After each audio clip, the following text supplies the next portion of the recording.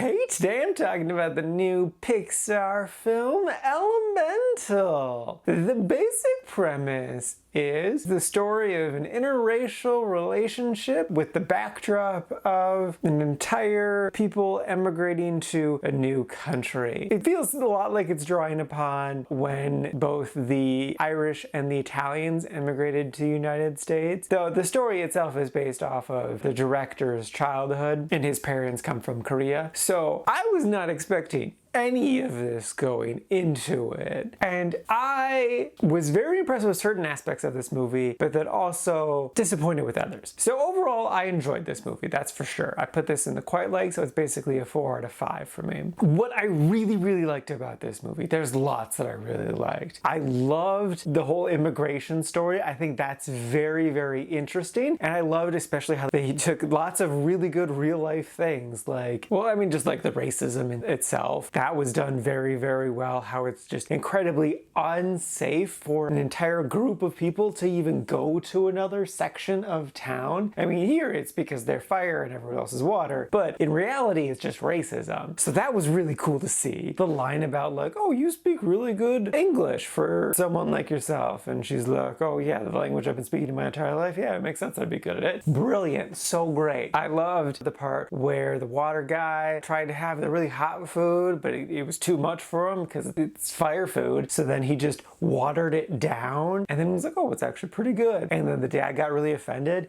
That was brilliant. I also loved the animation of Ember. She was great style. It was great. A really small thing that I crazy loved was when Ember and the water boy went to go into the photo booth to get their photo taken and it didn't work. That's brilliant because it's based off of real life, potentially inadvertent racism that happened within film. To elaborate, I need to get sciencey for a second. So, light is a spectrum. I mean, you got like ultraviolet, infrared, and then the visible light spectrum. And even the visible light spectrum is just, you know, it's just a tiny slice of that, but it's still on a spectrum. And so how film technology works is we've chemically treated a thing, a cell, to capture a certain slice of the visible spectrum. Now, it can't do the entire thing because then it would just be white. So it has to be a very specific section of the visible spectrum. So what did rich white people base this new technology around?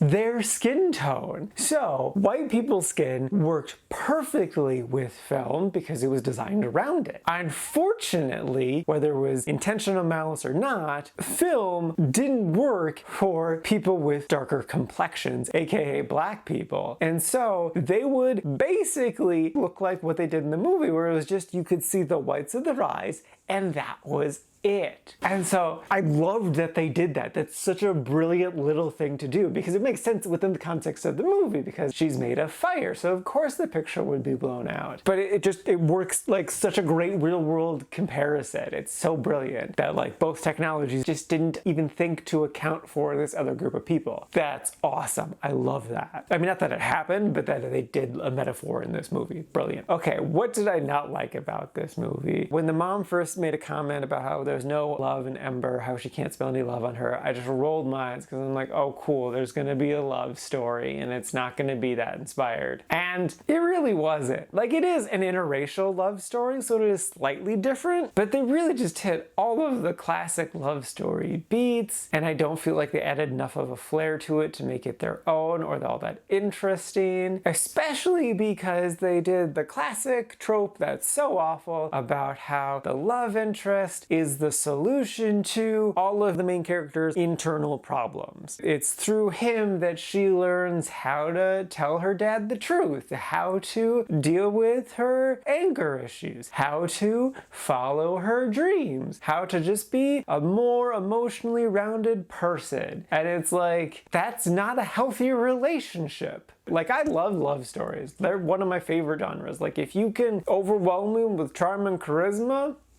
I'm all on board. And this is just, it just didn't work for me. Also, I thought the backstory to the parents, like them leaving the Fireland, was just kind of presented like an afterthought. Like there was really nothing to it. It was super vague and like, oh, a storm came in and destroyed everything, so we had to move. Well, why did you have to move? What was the reason there? Give me more of the backstory stuff if you're gonna give it at all. I don't think we actually needed it, but if you're gonna do it, do it. I don't know. I just think there's a lot of really good, interesting ideas presented in this movie, but they got distracted with doing just a by-the-books love story, and so they completely disregarded a lot of what had magic in it. So we're left with something that is lacking the classic Pixar magic. Now, don't get me wrong, I still enjoyed this film. I put it in the quite like, so it's basically a 4 out of 5, but I do think it's lacking, and it's a shame because the movie could have been really incredible. It had the building blocks for something incredible. Also, God, they did the stupid classic thing of she has this really incredible talent at creating stuff, and now she should make that her career. So it's like she doesn't have any worth unless she's producing for our capitalistic society. And it's like, no,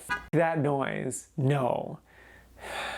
So yes, I did enjoy this film as much as I complained. I would say it's worth a watch, but I wouldn't say it's a go to the theater to watch. This really feels like a direct to Disney Plus film. It's decent, it's good, it's not a classic Pixar film.